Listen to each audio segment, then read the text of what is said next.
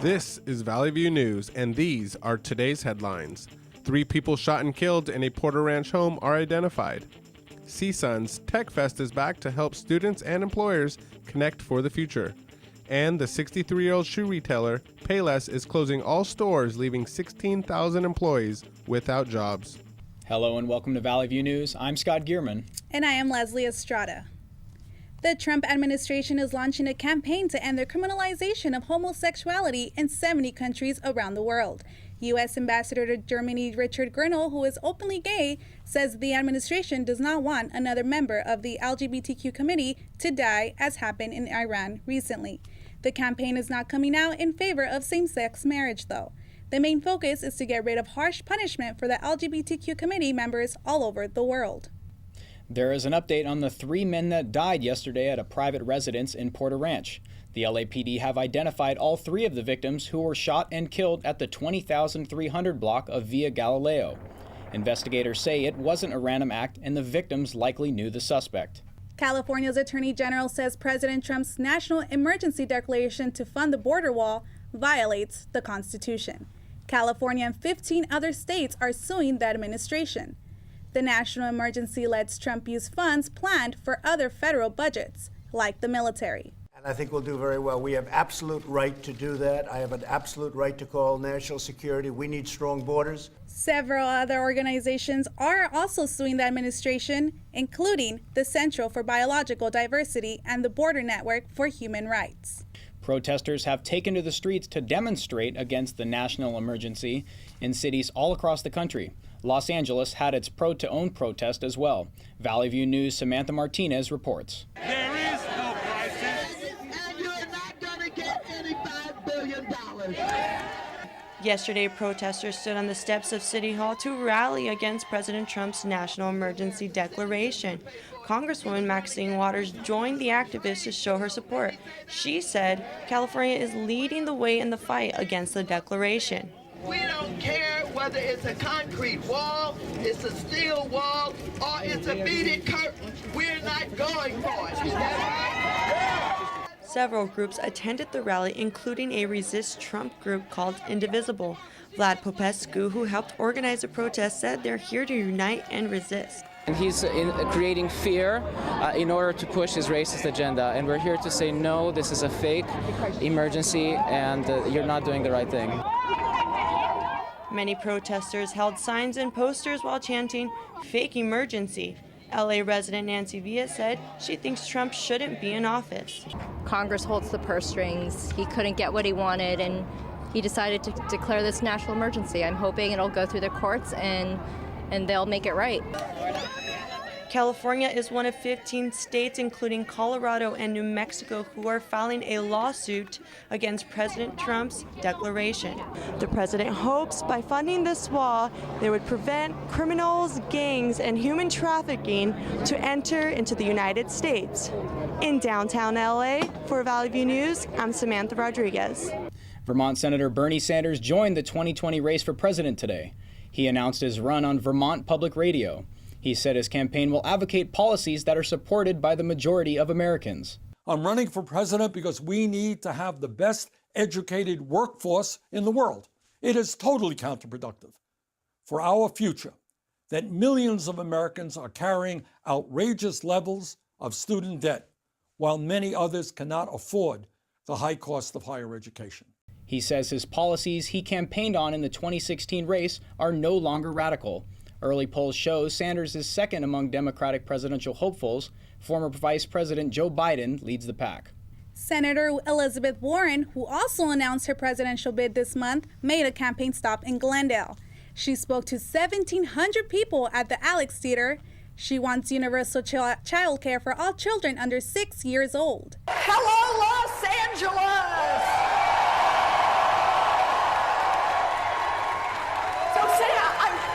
I'm sorry we got a little bit of a late start. There's a big overflow crowd out there. I'm telling you, folks are ready for change. Are you ready for change? She plans to pay for the child care with a 2% tax on people with more than $50 million in assets.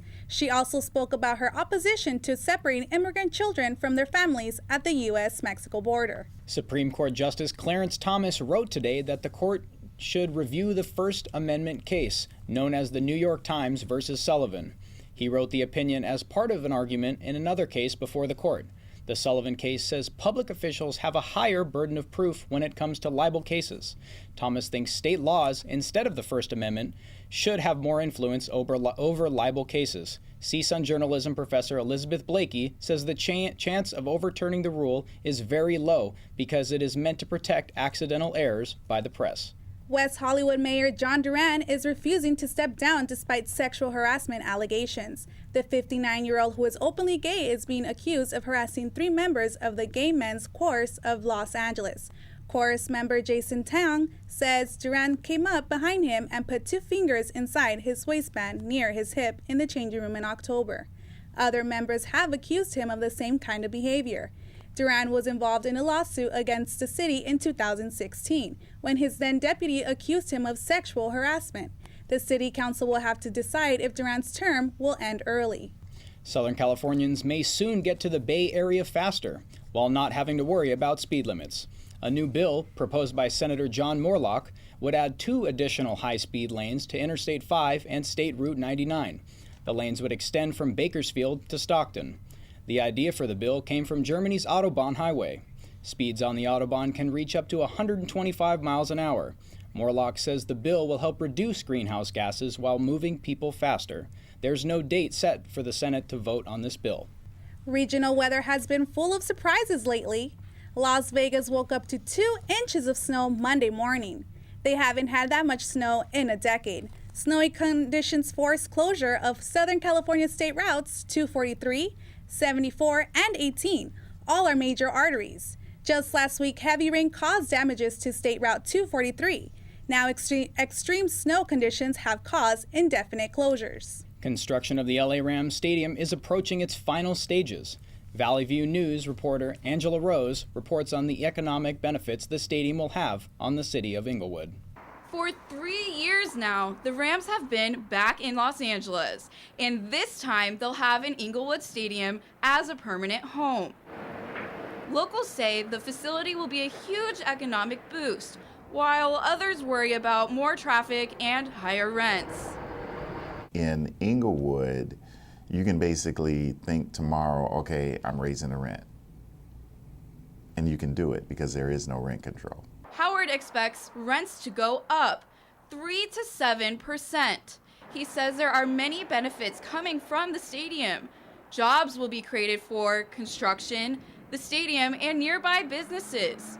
Plus, some Rams fans like Tom Bateman say they'll enjoy the stadium. Them moving, it was like taking a part of my childhood away. Bateman joined forces with the Bring Back the LA Rams Club for 9 years to bring the team back home. And I never lost the passion. All through the years, the 21 years that the Rams were in here, everyone would say, well, what team are you a fan of? I said, well, I'm a fan of the Los Angeles Rams. Despite the ramifications, LA Rams fans are looking forward to the stadium opening in spring of 2020. Reporting in Inglewood for Valley View News, I'm Angela Rose. New York Mayor Bill de Blasio says he is upset Amazon has pulled out of its deal to open headquarters in Queens. Working people rightfully are demanding their fair share.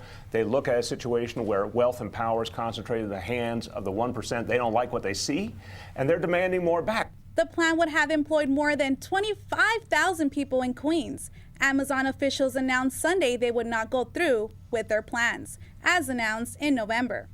They said they felt criticized by numerous states, politicians, and did not think they had the support to complete the project. Amazon will move forward with existing plans in Virginia and Nashville. Payless Shoes is just another example of a well-established chain store losing ground to big box stores like Walmart and the internet. Valley View News reporter Karina Vargas explains. In the coming months, Payless Shoe Source will close all 21,000 of its locations in the U.S. and Puerto Rico. Payless joins a list of iconic names like Toys R Us and Brookstone, who have closed in the last year. In the era of Amazon, Walmart, and Target, customers are moving to online shopping, which is hurting traditional retailers like Payless. I'm not surprised. just like Toys R Us and all the other stores, I feel like a lot of bigger companies, online shopping, they're just taking over. Payless started liquidation sales last weekend. They stopped online sales and are directing shoppers to nearby stores. There's a manufacturing side to this. Professor Laura Hernandez says one reason for bankruptcy is the high cost of making affordable apparel. We get a lot of things now manufactured overseas. Because it can be done cheaper overseas, I think that impacts our ability to keep stores open here. Customers are shopping at stores that offer a variety of products. Many prefer stores that are one-stop shop. From what I remember about Payless, they don't have a huge selection. It's kind of like one store, and that is what you get. And like you said, Amazon, I feel like there's endless possibilities of things that you can find. Payless is expected to keep their doors open until the end of March. So hurry on over to one of these Payless locations to get shoes for you and your family before the deals end. Reporting in Northridge, I'm Karina Vargas with Valley View News. 16 people were rescued from a gondola ride at SeaWorld Monday night. San Diego Fire and Rescue responded to distress calls after high winds forced the gondola to stop above water. Fire officials said lifeboats and harnesses were used to safely remove all passengers from their gondolas.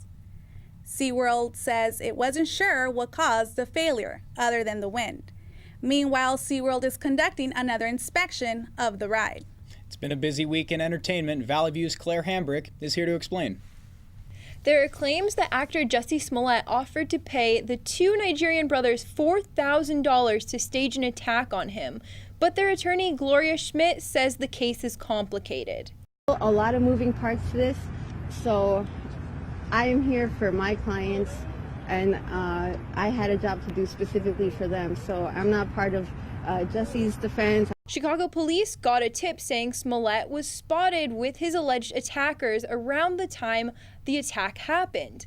The tip claims that the three were seen in an elevator at the apartment building where Smollett lives. So far, the police department has yet to comment on this latest tip. Attorney Michael Avenatti says he gave law enforcement officials a tape showing singer R. Kelly having sex with an underage girl. I'm working on this for the better part of 10 months on behalf of multiple clients, and we've engaged in an exhaustive investigation, and I'm happy that we were able to locate this. The singer was acquitted of sexual misconduct and child pornography charges in 2008. Avenatti says the 45-minute video he gave to prosecutors hasn't been published, and it isn't the same video used in R. Kelly's trial. The attorney claims that R. Kelly is easily identified on the video. Apparently, R. Kelly is the person doing the recording and adjusting the camera, Avenatti says. Ariana Grande is the first artist to hold the number 1, 2, and 3 spots on the Billboard Hot 100 chart at the same time. The Beatles were the last to do that in 1964. All 3 Grande songs are from her new album, Thank You Next. Her album is also number 1 on the Billboard 200 albums. It's 1 week until the Oscars, and the Academy has announced actress and Broadway superstar Bette Midler will be singing. According to the Variety, Midler will perform The Place Where Lost Things Go from Mary Poppins Returns, which is nominated for Best Song. The Academy originally planned for only 2 performances in the Best Song category, but there was so much backlash, all 5 nominated songs will now be performed. The Academy has also announced that Queen will be performing. The band is the center of the Best Picture nominee, Bohemian Rhapsody. The film is up for 5 Oscars. The Academy did not say how the performance would be featured, but there have been rumors about the group opening the show. That's all for entertainment. Let's get more news. More to come on Valley View News. The NBA is creating a new league. And in health news, a new study says kids are actually spending more time than they were watching television. This is Valley View News, and these are today's headlines. Police are investigating an armed robbery at a Van Nuys In-N-Out. Plus, CSUN students are looking to deal with controversial social issues while working with CSUN's police department. And girls have the chance to show their firefighting skills. Hello and welcome to Valley View News. I'm Scott Gierman. And I am Leslie Estrada. One man has been arrested for alleged robbery at an In-N-Out on Sherman Way and Balboa Boulevard. with a fake gun. Police were called to the scene around 10:45 this morning.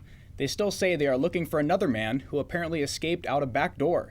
LAPD Sergeant Mike Amato says all employees got out safely. But no one was hurt so far? No one was hurt. Everybody, all the patrons and all the employees got out safely, and we do have one, like I said, one suspect in custody and a weapon in custody. Police say no customers were hurt during the robbery. Don Juan Avila Elementary and middle schools are closed after the apparent suicide of a 13-year-old boy on campus. His body was found by school staff around 6:30 Tuesday morning. Orange County Sheriff's spokeswoman Carrie Braun says there were no witnesses to the incident, and it is unclear if the boy was a student at the school. All of the classes on campus will be canceled for the investigation. 7 people are still missing in the aftermath of tornadoes that swept across Alabama, Georgia, and Florida, leaving 23 people dead so far. All of the deaths occurred in Lee County, Alabama. Among the dead were 3 children ages 6, 7, and 10 years old. Homeowners around the area are left stunned. Just I'm on the counter, and 10 seconds in the tornado come and everything is gone, everything destroyed. Officials say they're concerned about the cold temperatures people left homeless are facing. The South will see temperatures in the mid-20s this week. Monday's death toll was the largest number of fatalities for a tornado in 6 years. The driver of a suspected stolen vehicle surrendered to police in Panorama City after leading them on a violent chase. For more than an hour, police say he sped through Northridge, Van Nuys, and other areas in the San Fernando Valley, hitting 2 other vehicles in the process. LAPD officers were waiting for them at the Nordhoff Street and Willis Avenue. He surrendered to police there in front of people who showed up to watch. The drivers of the 2 vehicles he hit were not injured. Former Colorado Governor John Hickenlooper announced his candidacy for president in 2020. He's widely viewed as a centrist. Hickenlooper launched his presidential bid with an ad depicting him as a pro-business Democrat. He also has a strong focus on key liberal priorities like climate change and gun control. The former geologist and brew pub owner served 2 terms as governor from 2011 to January of this year. And Hillary Clinton is standing strong with her decision not to run for president in 2020. She says she won't be going anywhere and will keep speaking out on problems that are necessary. Also deciding to watch from the sidelines, former New York City Mayor Michael Bloomberg. Sacramento police arrested more than 80 people at the Stephen Clark protest. Protesters went to the wealthier neighborhood in East Sacramento. Some residents say they didn't like protesters targeting their neighborhoods, but other residents joined the march. Officers made arrests after a resident reported that cars were being keyed. The county district attorney didn't charge officers for shooting and killing an unarmed Stephen Clark. Protesters want a California Attorney General Xavier Becerra to file criminal charges against Sacramento PD. CSUN is bringing awareness to social issues and communication barriers among students and staff. Valley View News reporter Londi Sagasume has more on that story. CSUN faculty-sponsored Empty Your Pockets, Show Me Your Papers. It's an event that brings students together with faculty, administrators, and police. Diego Paniagua says people of color have historically been ostracized in society. The police department, although they operate under the disguise of protect and serve, has historically and to an extent continues to uphold state-sanctioned violence. CSUN Police Chief Gregory Murphy says it's important for him to convey to the campus that many students from diverse communities may not have good relations with the police. Hopefully we can use those partnerships together to address the problems and quality of life issues that our students have. Armed police on campus was one of many topics discussed during the panel. Kayla Moore-Jones of CSUN Naturals doesn't think police need to be armed. I don't believe in having police whatsoever. I believe in self-policing your own communities and your own neighborhoods. Dr. William Watkins, Vice President of Student Affairs, disagrees. He says many students feel safer knowing that police are around campus. I fully support them being armed. If I were to reflect it all on what I hear, it's absolutely not that officers need to be here on campus without the capacity to protect our university community. The panel discussion was later open to all attendees to comment.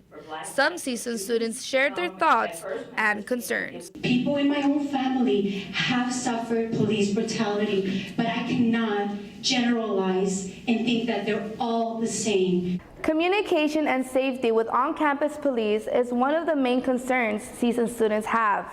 The seasoned community is looking forward to future paddles like the one today in order to bring transparency to students.